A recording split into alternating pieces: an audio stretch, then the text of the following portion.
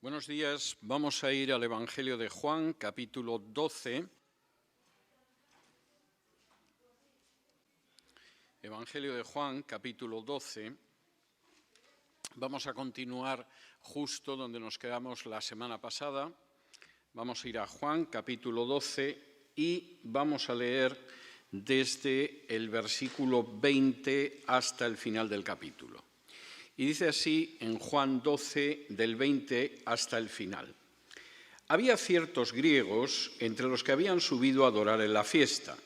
Estos, pues, se acercaron a Felipe, que era de Betsaida de Galilea, y le rogaron diciendo: Señor, quisiéramos ver a Jesús. Felipe fue y se lo dijo a Andrés. Entonces Andrés y Felipe se lo dijeron a Jesús. Jesús les respondió diciendo: Ha llegado la hora para que el Hijo del Hombre sea glorificado. De cierto os digo, que si el grano de trigo no cae en la tierra y muere, queda solo, pero si muere, lleva mucho fruto. El que ama su vida la perderá, y el que aborrece su vida en este mundo, para vida eterna la guardará. Si alguno me sirve, sígame, y donde yo estuviere, allí también estará mi servidor. Si alguno me sirviere, mi Padre lo honrará. Ahora está turbada mi alma, ¿y qué diré? Padre, sálvame de esta hora, mas para esto he llegado a esta hora.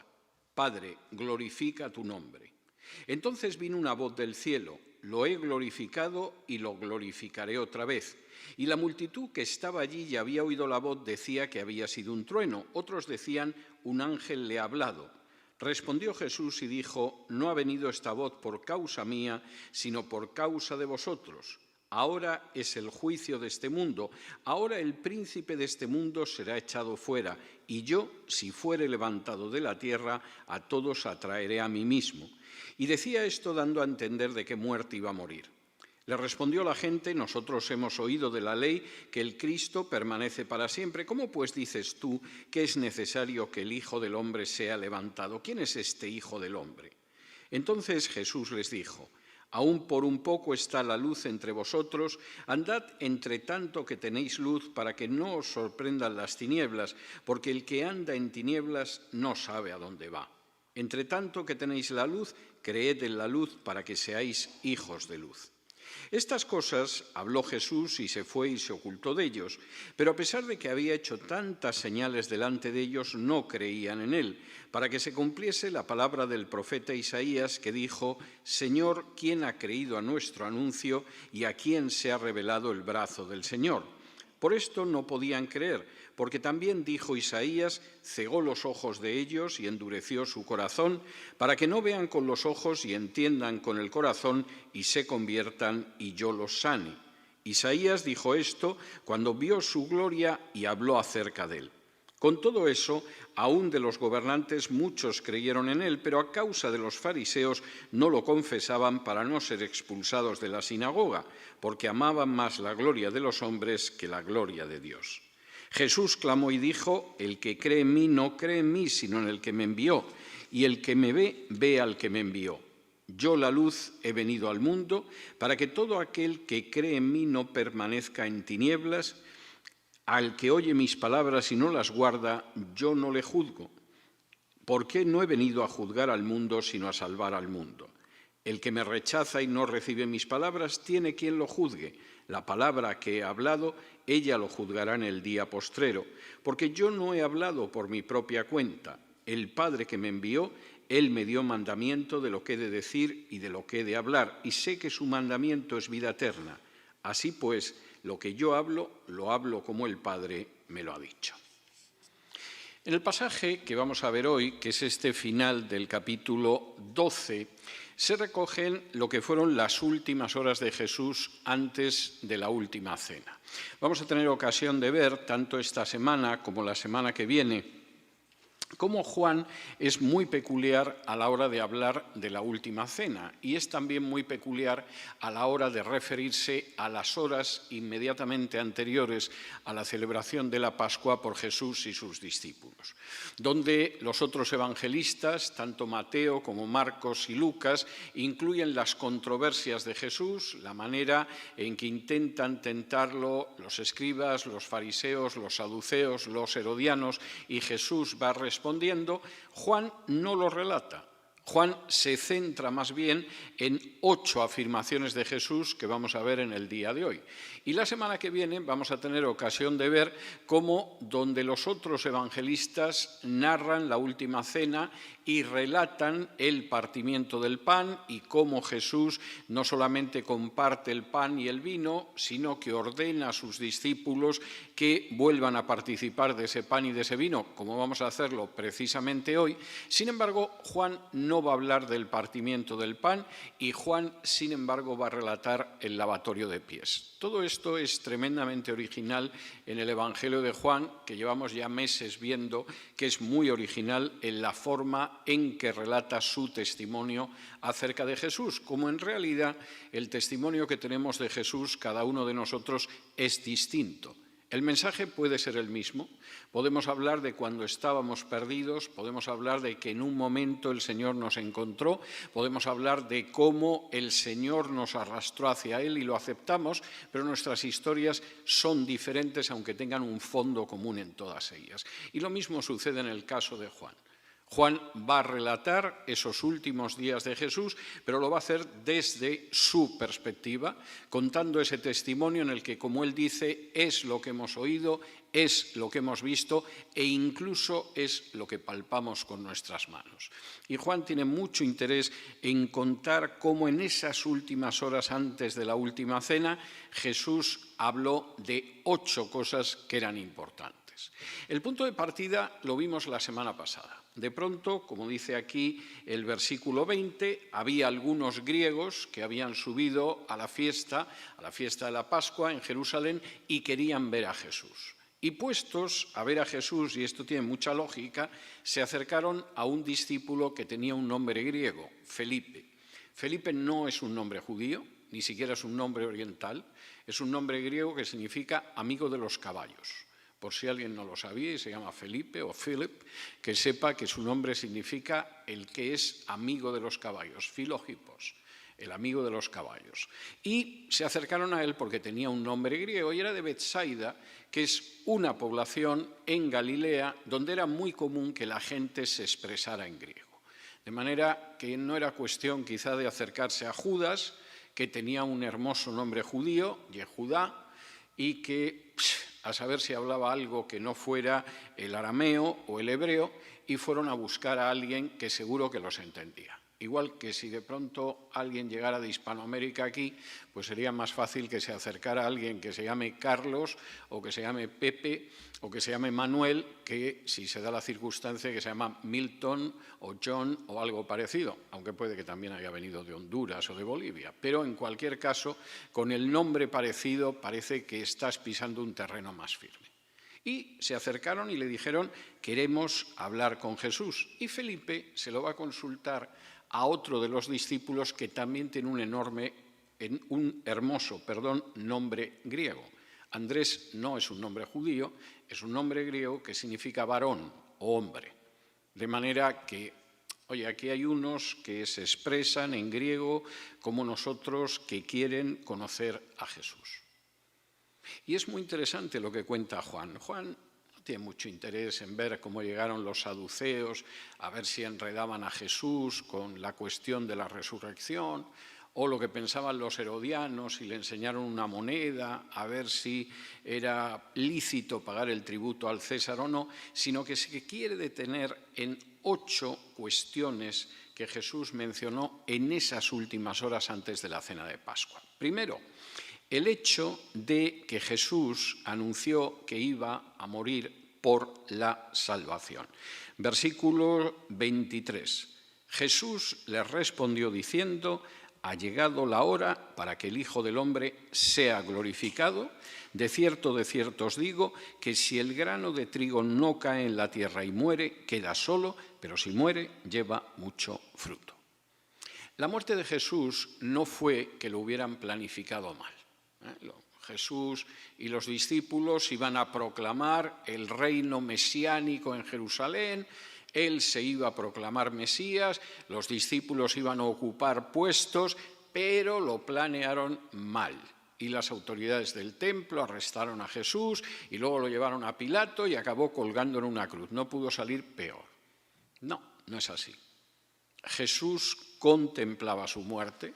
Apenas unas horas antes, cuando María le había ungido con perfume, había dicho, me está ungiendo para ir a mi sepultura. Lo que está haciendo es adelantarse apenas unos días en lo que va a ser mi destino. Y esto no era un error. Esta era la gloria del Hijo del Hombre y al mismo tiempo era la señal de que a través de la muerte es como el Mesías daría fruto. Lo que dicen al respecto los versículos 23 y 24 es tremendo. Ahora es cuando el Hijo del Hombre va a ser glorificado. ¿Y cuál es la glorificación? ¿Que se va a convertir en el Mesías nacionalista que quieren la mayoría de los judíos? No, que va a morir. Y la muerte es necesaria. Y es necesaria incluso en el mundo de la naturaleza. Si el grano de trigo no cae a tierra y muere, queda solo. No sirve de nada, es un insignificante grano de trigo. Pero si muere, da mucho fruto. Primera cuestión a tener en cuenta, apenas unas horas antes de su arresto, de su tortura, de su juicio y de su crucifixión. Segundo, el destino de Jesús no es un destino solitario, es un destino que debe ser seguido por sus discípulos. Versículos 25 y 26. El que ama su vida la perderá, y el que aborrece su vida en este mundo, para vida eterna la guardará. Si alguno me sirve, sígame, y donde yo estuviere, allí también estará mi servidor. Si alguno me sirviere, mi Padre lo honrará. En muchas ocasiones es común decir en las iglesias, y citamos de 1 Corintios, que predicamos a Cristo y a Cristo crucificado. Y es verdad. Pero hay mucha gente que parece que entiende esto solo en relación con la doctrina de la expiación. Nosotros predicamos a Cristo y predicamos a Cristo que murió por nuestros pecados y en aquel que realizó un sacrificio expiatorio que si aceptamos a través de la fe nos justifica por la fe. Esto es verdad, pero no es toda la verdad. La predicación del Cristo crucificado implica no solo que predicamos la cruz de Cristo como el instrumento de Dios para nuestra salvación, sino que predicamos a un Cristo que se comportó como nosotros tendríamos que comportarnos. Tiene muy poca utilidad práctica si predicamos la salvación a través de Cristo crucificado y luego nuestra vida no se parece ni lejanamente a la del Cristo crucificado. Tiene muy poco valor real si efectivamente anunciamos que la gente tiene que creer para ser salva, pero luego nuestra vida es una vida que se mueve de acuerdo con los valores de la sociedad en la que vivimos, sea la sociedad que sea, y no de acuerdo con la predicación de Jesús que está contenida en los evangelios. Y por eso Jesús, nada más señalar que ha llegado el momento de la gloria, que es cuando Él muera, inmediatamente después de señalar que su muerte es indispensable, porque si el grano de trigo se queda solo no sirve de nada y solo cuando muere puede dar fruto, inmediatamente dice, y por cierto, esto es lo que vosotros tenéis que hacer. Lo vamos a ver la semana que viene también, cuando veamos el relato del lavatorio de pies en la última cena. Pero aquí Jesús es muy claro. No puede ser que digáis que sois mis discípulos y al mismo tiempo queráis vivir de acuerdo a lo que la sociedad y el mundo en el que vivís considera que es ganar la vida. No podéis ser mis discípulos y al mismo tiempo estar viviendo una vida en la que lo que tenéis, lo que aparentáis, lo que subís es lo que da sentido a vuestra vida, porque eso es exactamente lo contrario de lo que yo he enseñado. Si amáis vuestra vida, en el sentido de que queréis que vuestra vida sea una vida de éxito, como concibe el éxito la sociedad en la que vivís, la estáis perdiendo. Y por el contrario, si no os importa un pimiento vivir de acuerdo a esos valores de la sociedad y lo que hacéis es que me seguís, vais a conservar la vida. Y si alguien me quiere servir, que me siga y donde yo esté, él va a estar conmigo. Y será mi servidor. Y aquel que me sirva realmente, mi Padre lo va a hacer objeto de su honra. Tercero, Jesús, que ha anunciado que va a morir por la salvación, además tiene muy claro lo que va a suceder en el futuro. No es un personaje al que las cosas se le fueron de las manos. Yo recuerdo en los años 70 hubo una ópera rock, la segunda ópera rock que se compuso, que se llamaba Jesucristo Superstar, que tuvo un éxito tremendo. La música era relativamente buena, la versión cinematográfica era pasable, el mensaje espiritual era una pena, pero era muy llamativa, tremendamente llamativa. A fuerza de escuchar el doble disco, yo me acabé aprendiendo todas las canciones de memoria, lo cual indica por dónde andaba yo cuando era un jovencito. Y en una de las canciones, posiblemente la canción más conocida de todas, que se llamaba Superstar, Judas se dirigía a Jesús y le decía, bueno, tú has acabado en la cruz y esto que es, que se te fueron las cosas de las manos o que no funcionaban bien las relaciones públicas en el Israel del siglo I. Esto parece casi cómico, pero realmente encierra una pregunta importante. ¿A Jesús se le fueron las cosas de las manos? Como sostienen algunos historiadores, finalmente no supo enfrentarse de una manera correcta con la situación y cuando se quiso dar cuenta colgaba de una cruz. Y sin embargo, Jesús, en los versículos del 27 al 34, deja muy claro que Él sabe lo que le espera y que sabe que lo que aparenta ser un fracaso desde el punto de vista del mundo, en realidad es el cumplimiento de los planes de Dios.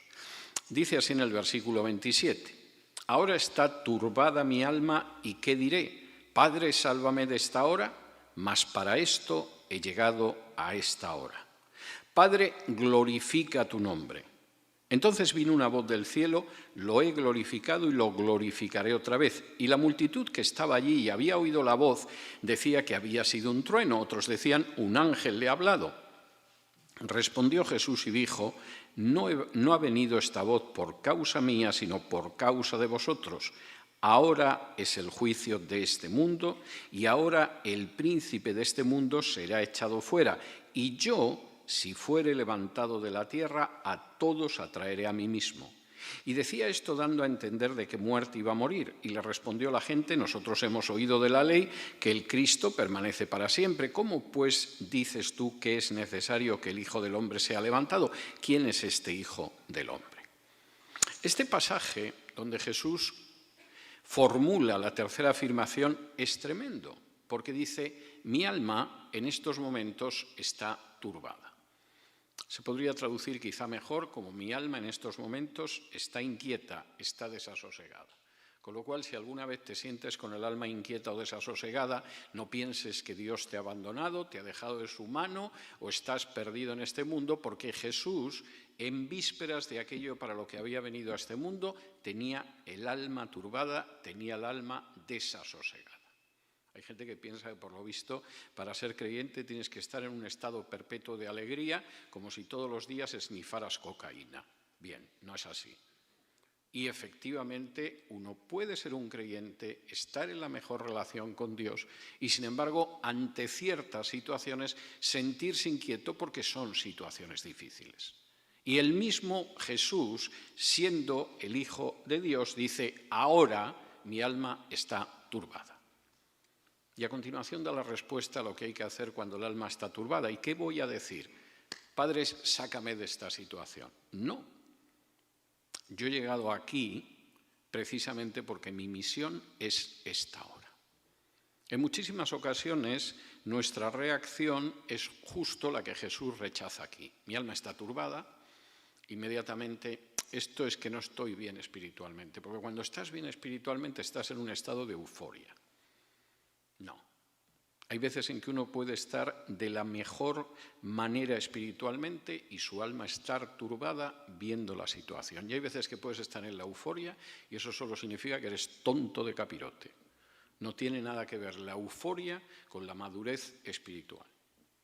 Aunque hay gente que provoca la euforia para que la gente se sienta contenta y a ser posible de más dinero en las ofrendas, claro está. Pero no tiene nada que ver con tu salud espiritual. Y de pronto, ante ciertas situaciones, hasta el Hijo de Dios se sentía turbado. Pero el Hijo de Dios lo tenía claro. ¿Y qué le voy a decir al Padre? Líbrame de esto, porque ya se sabe que un creyente que es un buen creyente nunca pasa por problemas. Hay que ser un majadero o un ignorante, un falso profeta para predicar algo parecido.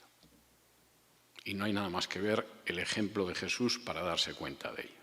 No lo voy a decir. ¿Y por qué no le voy a pedir al Padre que me saque de esa situación? Porque yo he venido aquí precisamente a pasar por esa situación.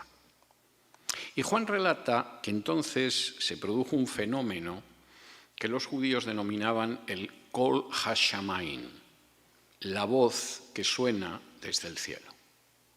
Y que cuando Jesús dijo, el Padre glorifica tu nombre, se oyó una voz del cielo que dijo, lo he glorificado y lo glorificaré otra vez.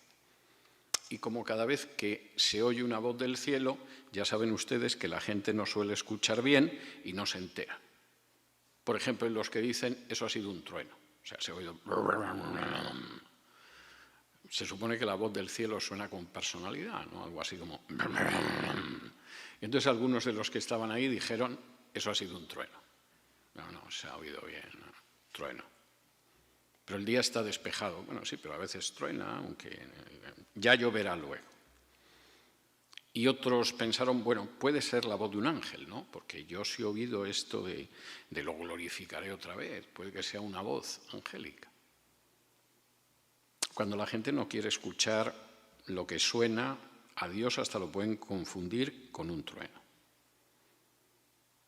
Pero la palabra de Jesús es muy clara. Esta voz no ha venido por mí, ha venido por vosotros. ¿Y qué significa esta voz? Versículo 31, que ahora es el juicio de este mundo y el príncipe de este mundo será echado fuera. No. Vamos a ver, Jesús, te van a detener, te van a torturar, te van a juzgar 2 tribunales, que es lo peor en materia de tribunales que ha habido a lo largo de la historia. Te van a clavar en una cruz.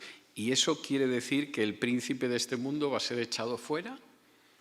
Es imposible, no es lo que vemos. Efectivamente, no es lo que veis. Pero precisamente en toda esa situación que atraviesa Jesús, el príncipe de este mundo es echado fuera. El diablo no tiene la menor posibilidad de acusar o condenar a nadie que haya creído en el sacrificio de Cristo en la cruz. El diablo puede zarandear, acosar, tentar, intentar engañar, pero desde luego no perder a nadie que ha recibido el sacrificio de Cristo a través de la fe. Y lo que dice Jesús en ese sentido es muy claro. Ahora es el juicio de este mundo.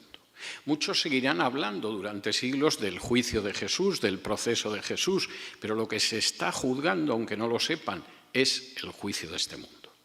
Y quien pierde en esta batalla es el príncipe de este mundo, no el que va a colgar de la cruz. Y esto es algo tremendamente importante, aunque haya gente que no se dé cuenta. Es más, lo que dice a continuación Jesús es escalofriante.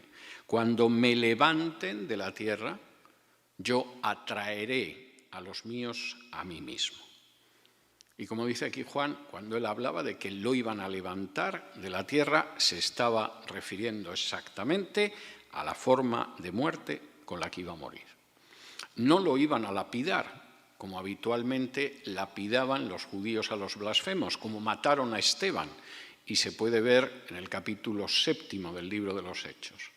Iba a morir de una muerte en la que el reo en un momento determinado estaba tumbado en tierra mientras lo clavaban a la cruz y de pronto tiraban de esa cruz, la colocaban enhiesta en medio de un agujero practicado en la tierra y en lo alto se podía ver al reo hasta que moría. Y Jesús en ese sentido es muy claro. Yo soy consciente de lo que me espera, pero sobre todo soy consciente de lo que significa lo que me espera.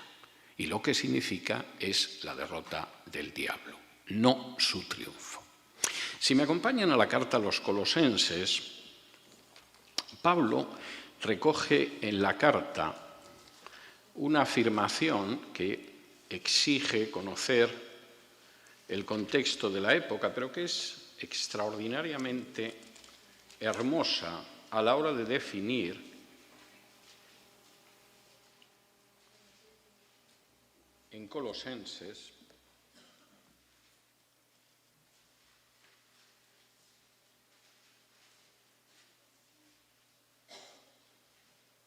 precisamente lo que significa esa muerte de Cristo.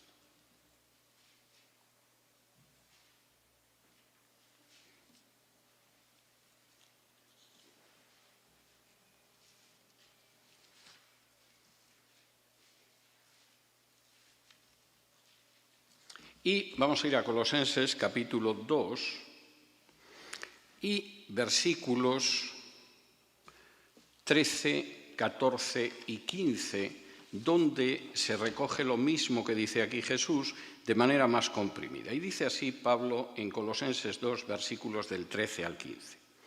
Y a vosotros, estando muertos en pecados y en la incircuncisión de vuestra carne, os dio vida juntamente con él, perdonándoos todos los pecados, anulando el acta de los decretos que había contra nosotros, que nos era contrario, quitándola de en medio y clavándola en la cruz, y despojando a los principados y a las potestades, los exhibió públicamente, triunfando sobre ellos en la cruz. Lo que dice aquí Pablo es tremendo, aunque hay que ir al texto griego para comprender toda su fuerza y darse cuenta de que aquí Pablo está repitiendo prácticamente las palabras que hemos leído, que pronunció Jesús y aparecen consignadas en el Evangelio de Juan. Y Pablo dice, bueno, vosotros estabais muertos en delitos y pecados. Encima erais unos goim cualquiera, unos gentiles cualquiera, gente que no conocía ni siquiera la circuncisión. Pero Dios os dio vida juntamente con Cristo, os perdonó todos los pecados, anulando el acta de decretos que había contra nosotros, clavándola en la cruz. La palabra que Pablo utiliza aquí, y que aquí se traduce como anulando el acta de los decretos, es una palabra que está tomada del derecho mercantil de la época. Cuando tú tenías una deuda, esa deuda quedaba consignada en muchas ocasiones, para que no se destruyera el papel de la deuda, en un cuero. Y entonces en ese cuero se escribía, pues la persona tal debe, por ejemplo, 100 toneles de aceite o 100 toneles de vino.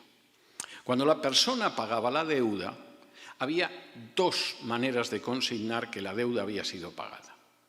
Una implicaba que aquella persona que había recibido el dinero que le adeudaban trazaba la letra J, que era como nuestra X, aunque se leía como una J, sobre la deuda. De tal manera que tú podías enseñar ese cuero en el que aparecía que debías 100 toneles de trigo de vino, pero ya se había tachado con la letra J y por lo tanto los habías pagado. Pero había otra palabra para señalar que la deuda se había cumplido. Y era cuando la persona cogía el cuero, agarraba un cuchillo y raspaba sobre el cuero la deuda, de tal manera que no quedaba ninguna constancia y se podía volver a utilizar ese cuero. Esa es la palabra que utiliza aquí Pablo. Cuando Cristo cogió todos los actos que clamaban en nuestra contra y los clavó en la cruz, era como si todo lo que hemos hecho en nuestra vida, por muy miserable, muy pecaminoso, muy sucio, muy terrible que fuera, Dios hubiera agarrado un cuchillo como uno de esos comerciantes y hubiera raspado totalmente sobre el cuero de nuestra vida y ahora pudiera volver a escribir encima de eso, como si nunca antes hubiera habido ni uno solo de los pecados que han quedado borrados por la sangre de la cruz. Pero lo siguiente que dice Pablo es tremendo y coincide con lo que dice Jesús en Juan y habla de qué pasó con los poderes demoníacos en la cruz. Y entonces dice en el versículo 14, anulando el acta de los decretos que había contra nosotros, que nos era contraria, quitándola de en medio y clavándola en la cruz, y despojando a los principados y a las potestades, los exhibió públicamente, triunfando sobre ellos en la cruz. Aquí Pablo está haciendo referencia a una institución romana que era la institución del triunfo. Para nosotros la palabra triunfo lo único que significa es que hemos salido bien de algo y da lo mismo que sea un examen, que un partido de fútbol, que nos ha ido bien en nuestra vida de trabajo. Pero en Roma, triunfo solo significaba una cosa. En un momento determinado, cuando la frontera romana, lo que los romanos llamaban el limes, se veía amenazada por los moros en el norte de África, por los germanos en el este de Europa, por cualquier tipo de tribu hostil que podía cruzar las fronteras, las legiones romanas se movilizaban para defender el imperio. Y si el general que mandaba las legiones conseguía contener esa invasión y causar al menos 10.000 muertos al adversario, que eran muchos para los que eran los ejércitos de la época, se le otorgaba el triunfo. El triunfo significaba que en las calles de Roma se levantaba un arco, por eso se habla a veces del arco del triunfo, y que el general romano pasaba en un carro por debajo de ese arco que testificaba su triunfo y cómo había salvado al Senado y al pueblo de Roma. Y los que iban detrás de ese carro del triunfo eran las potencias vencidas. Cuando en un momento determinado Octavio César Augusto venció a Cleopatra, la reina de Egipto, la iba a llevar arrastrando del carro y Cleopatra prefirió suicidarse antes de verse sometida a la vergüenza de que la arrastraran detrás del carro. Pero César, después de conquistar las Galias, consiguió que el último rebelde galo, un rey que se llamaba Vercingetorix, fuera arrastrado, encadenado detrás de su carro del triunfo. Y todo el mundo podía ver que lo había vencido. Y lo que dice aquí Pablo es tremendo. Humanamente, cuando ese artesano de Galilea colgaba clavado a una cruz, la gente pensaba que era la derrota de ese pobre desgraciado. Nunca debió de salir de Nazaret, nunca debió de bajar a Jerusalén. Pero eso es lo que ven los ojos de la carne. Cuando Jesús estaba clavado en la cruz, primero el acta de decretos que había en contra nuestra, Dios la raspó totalmente sobre la base de la sangre de Cristo, de tal manera que nuestra vida puede ser escrita de nuevo por el dedo de Dios. Pero además, en esa cruz lo que había era el carro del triunfo sobre el mal. Y los que iban detrás del carro, expuestos, como dice aquí, públicamente, eran los poderes demoníacos. Hay gente que no se entera de esto y que efectivamente piensa que el diablo tiene un poder sobre nosotros absolutamente incalculable, que tenemos que dedicarnos a reprender al diablo continuamente, e incluso hay algunos ignorantes que creen que el diablo o los demonios pueden poseer a un creyente, como si fuera posible que el Espíritu Santo que habita en los creyentes fuera a tolerar semejante atrocidad. Lo que enseña Pablo y Jesús aquí es que la cruz no fue el fracaso de Dios. La cruz fue el instrumento de juicio de Dios sobre este mundo. Y donde el príncipe de este mundo fue derrotado. Y donde aquellas potencias espirituales demoníacas que siguen al príncipe de este mundo fueron exhibidas en triunfo, exactamente igual que cuando César exhibió a Vercingetorix para decir: este es un pobre desgraciado. Fue rey en un día en las Galias. Ahora es un personaje totalmente derrotado. Y eso es algo que a veces perdemos de vista y que es muy importante. Y Jesús podía decir claramente: la voz viene por vosotros, no por mí, porque yo sé que ahora es el juicio de este mundo y que ahora el príncipe de este mundo no va a vencer, va a ser echado fuera. Y cualquiera de los que acude a las exposiciones bíblicas de Génesis recordará que la serpiente querrá acabar con la descendencia de la mujer, con el Mesías. Pero mientras que el Mesías aplastará la cabeza de la serpiente solo conseguirá morderle en el talón. aunque esa mordedura fuera la cruz de Cristo. Cuarto, Jesús es la luz, versículos 35 y 36. Entonces Jesús les dijo: aún por un poco está la luz entre vosotros, andad entre tanto que tenéis luz, para que no os sorprenda las tinieblas, porque el que anda en tinieblas no sabe a dónde va. Entre tanto que tenéis la luz, creed en la luz, para que seáis hijos de luz. Estas cosas habló Jesús y se fue y se ocultó de ellos. Aprovechad la luz, porque dentro de muy pocos días aquí no va a haber luz. Y el que no tiene luz camina en tinieblas. Y uno dirá, bueno, eso tiene una aplicación muy clara a esa última semana de Jesús y hoy en día es exactamente igual. Si no has conocido a Jesús, aprovecha el destello de luz que te llega ahora mismo para recibir a Jesús.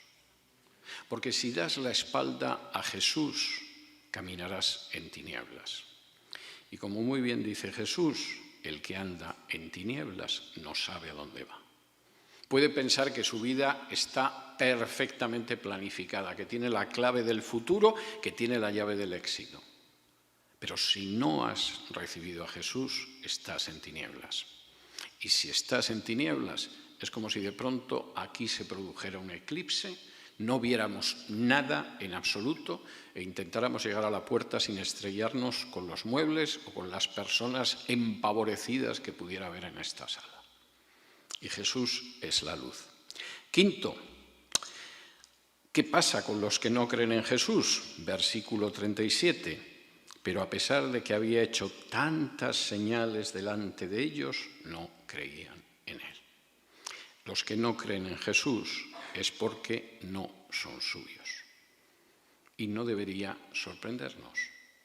Solamente aquellos que son de Jesús, y lo hemos visto en multitud de ocasiones en este Evangelio de Juan, son los que creen en él. Sexto, Jesús cumple la profecía. Capítulo 12, versículos del 38 al 40. Para que se cumpliese la palabra del profeta Isaías que dijo: Señor, ¿quién ha creído a nuestro anuncio y a quién se ha revelado el brazo del Señor?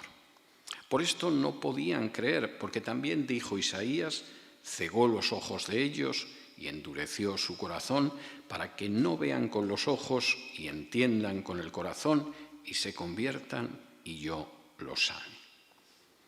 Lo que algunos podrían interpretar como que Jesús no había sabido manejar la situación, como una frustración de las esperanzas mesiánicas que tantos judíos habían puesto en él, gritando: «Hosana, sálvanos, bendito el que viene en el nombre del Señor», no fue un error de cálculo ni un desgraciado final, era el cumplimiento de la profecía, incluido el hecho de que muchos de los judíos no creerían en él.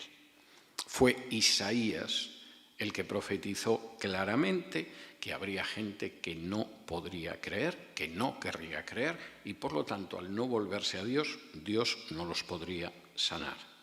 Séptimo, Jesús es el propio Jehová. La profecía que aparece aquí es una profecía que aparece en Isaías 6. Fíjense lo que dice a continuación Juan, versículos 41 al 43. Isaías dijo esto cuando vio su gloria y habló acerca de él. Con todo eso, aún de los gobernantes muchos creyeron en él, pero a causa de los fariseos no lo confesaban para no ser expulsados de la sinagoga, porque amaban más la gloria de los hombres que la gloria de Dios. Isaías dijo esto cuando vio la gloria de Cristo y habló acerca de él. ¿Cuándo vio Isaías la gloria de Cristo? Acompáñenme a Isaías capítulo 6, y es un pasaje que los que están en las clases de homilética tuvieron oportunidad de hablar de él hace 2 semanas. Pero Isaías vio la gloria de alguien que Juan dice que era la gloria de Cristo. Isaías capítulo 6. Fíjense de quién vio la gloria Isaías. Isaías capítulo 6, y además cuando pronunció la profecía que ha citado aquí Juan. Isaías capítulo 6 y versículos del 1 en adelante. En el año que murió el rey Uzías, vi yo al Señor sentado sobre un trono alto y sublime, y sus faldas llenaban el templo. Por encima de él había serafines, cada uno tenía 6 alas, con 2 cubrían sus rostros, con 2 cubrían sus pies y con 2 volaban. Y el uno al otro daba voces diciendo: Santo, santo, santo, Jehová de los ejércitos, toda la tierra está llena de su gloria. Y los quiciales de las puertas se estremecieron con la voz del que clamaba, y la casa se llenó de humo. Entonces dije: ¡ay de mí que soy muerto! Porque siendo hombre inmundo de labios y habitando en medio de pueblo que tiene labios inmundos, han visto mis ojos al Rey Jehová de los ejércitos. Y voló hacia mí uno de los serafines, teniendo en su mano un carbón encendido, tomado del altar con unas tenazas, y tocando con él sobre mi boca, dijo: he aquí que esto tocó tus labios, y es quitada tu culpa y limpio tu pecado. Después oí la voz del Señor que decía: ¿a quién enviaré y quién irá por nosotros? El plural de la Trinidad, igual que en Génesis. Entonces respondí yo: heme aquí, envíame a mí. Y dijo: anda y di a este pueblo: oíd bien y no entendáis, ved por cierto, mas no comprendáis, engruesa el corazón de este pueblo y agrava sus oídos y ciega sus ojos, para que no vea con sus ojos, ni oiga con sus oídos, ni su corazón entienda, ni se convierta y haya para él sanidad. Y Juan dice: Jesús ha cumplido esa profecía. Este pueblo va a escuchar, pero sus oídos se habrán hecho gruesos, sus ojos serán unos ojos que se han cegado, no atenderán al Mesías. Jesús ha cumplido la profecía. Y a continuación Juan dice: ¿y esto? Que Jesús ha cumplido. Isaías lo escribió cuando vio su gloria. ¿Pero qué gloria vio Isaías? Al Señor Jehová de los ejércitos. Ese Jesús que iba a colgar de una cruz dentro de unas horas. Ese Jesús que iba a ser entregado primero a unas autoridades espirituales de Israel, que lo entregarían a Pilato y que sería crucificado por orden de un gobernante pagano. Ese Jesús al que verían agonizando en la cruz no era simplemente un hombre que decía que era el Mesías. No era un simple carpintero que había decidido presentarse como el Hijo de Dios. No era un predicador más o un profeta más en la línea de los profetas de Israel. Isaías había visto su gloria. Y cuando vio la gloria de ese Cristo, vio como los serafines gritaban: Santo, santo, santo es Yahvé Shebaot, Jehová de los ejércitos.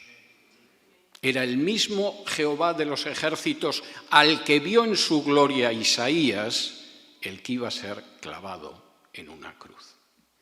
Y el que cuando se dirigió a Isaías, como Jehová existiendo en la eterna Trinidad, no habló en la primera persona del singular, sino que preguntó: ¿quién irá por nosotros?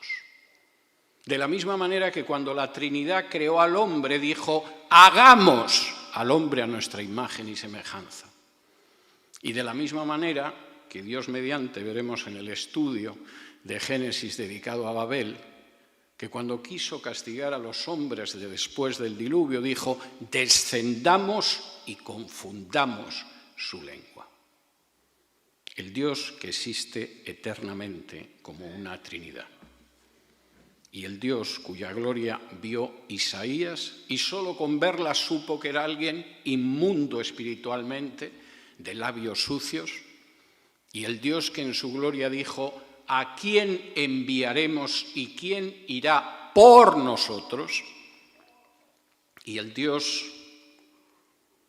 que, como dice aquí Juan, no era nada más que el Jesús que iba a ser crucificado. Octavo y último. Y supongo que, como digo que es lo último, reposarán ustedes viendo que se acaba mi exposición de hoy. Versículos del 42 al 50, que es la conclusión final. Los que no creen en Jesús están perdidos. Versículo 44, podemos ver desde el 44. Jesús clamó y dijo: el que cree en mí no cree en mí, sino en el que me envió, y el que me ve, ve al que me envió. Yo, la luz, he venido al mundo para que todo aquel que cree en mí no permanezca en tinieblas. Al que oye mis palabras y no las guarda, yo no lo juzgo, porque no he venido a juzgar al mundo, sino a salvar al mundo. El que me rechaza y no recibe mis palabras, tiene quien lo juzgue. La palabra que ha hablado, ella lo juzgará en el día postrero. Porque yo no he hablado por mi propia cuenta. El Padre que me envió, Él me dio un mandamiento de lo que he de decir y de lo que he de hablar. Y sé que su mandamiento es vida eterna. Así pues, lo que yo hablo, lo hablo como el Padre me lo ha dicho. No hay salvación fuera de Jesús. El que cree en mí no es que crea solo en este hombre que se dirige a vosotros, cree en el que me envió, el Padre. Y yo he venido a este mundo, la luz del mundo, para que todo el que cree en mí no permanezca en la oscuridad y no permanezca en las tinieblas. Ni siquiera mi misión es juzgar, porque no he venido a juzgar al mundo, sino a salvarlo. Y efectivamente, aquel que me rechaza y no recibe mis palabras será juzgado simplemente por las palabras que yo he hablado.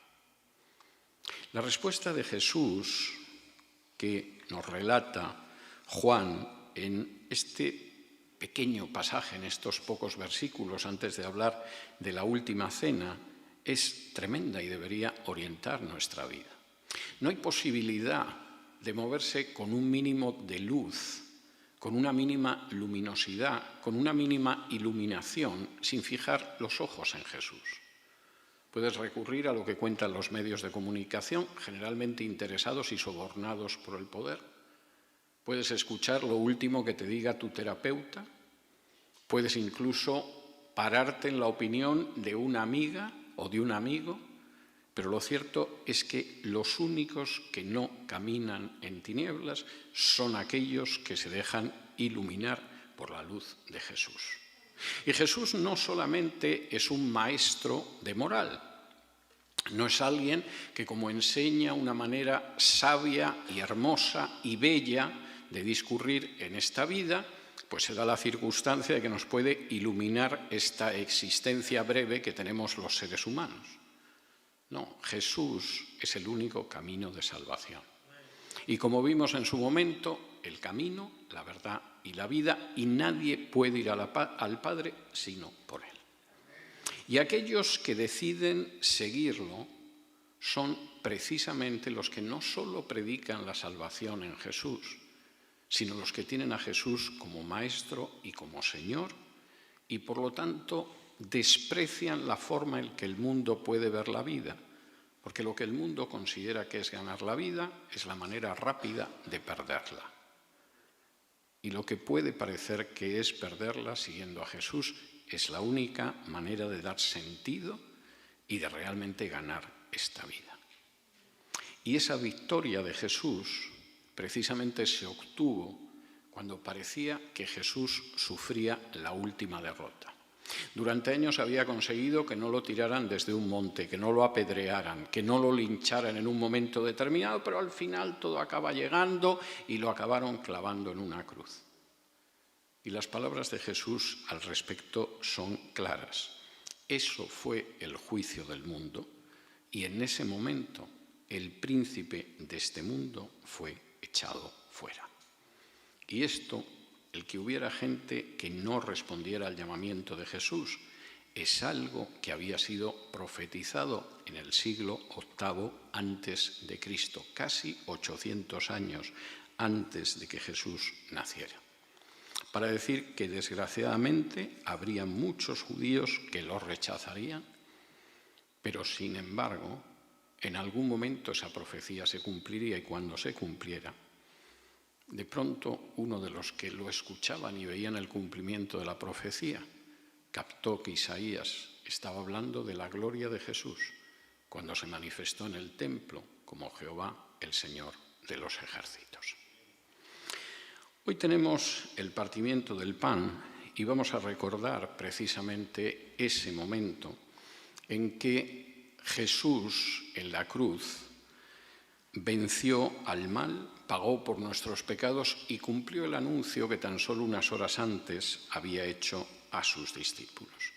Vamos a dar gracias por los símbolos y luego pueden acercarse a participar de los símbolos y al regresar a su asiento pueden ir tomando esos mismos símbolos. Vamos a dar gracias. Padre nuestro, te damos muchas gracias por este pan y este vino que simbolizan el cuerpo de Jesús que fue entregado por nosotros en la cruz y la sangre del nuevo pacto que fue derramada generosamente por Él para limpiarnos del pecado.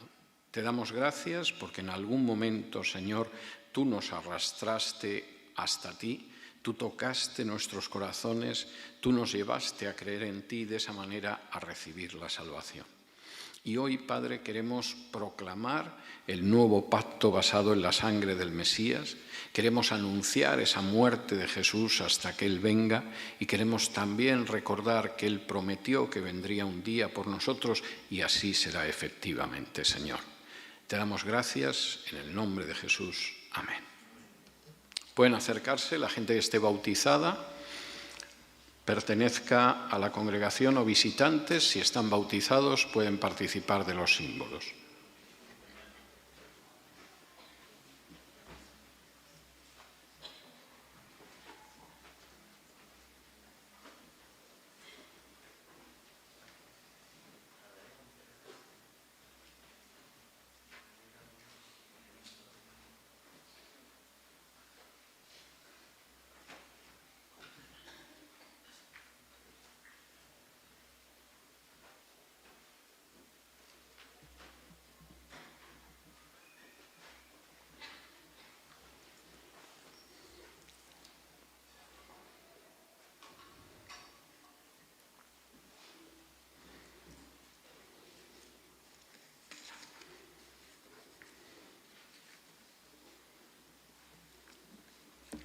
Pueden participar de los símbolos en su asiento.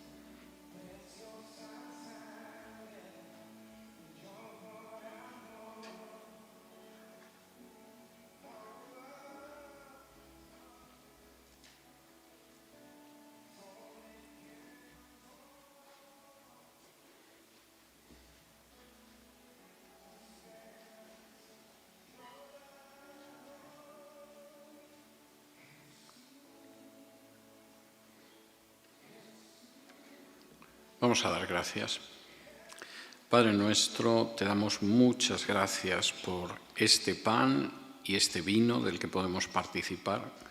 Te damos muchas gracias porque un mes más podemos recordar que Jesús murió por nosotros, que estamos en una nueva relación de pacto contigo sobre la base de la sangre de Cristo y que un día Cristo vendrá a recogernos para que siempre estemos con Él.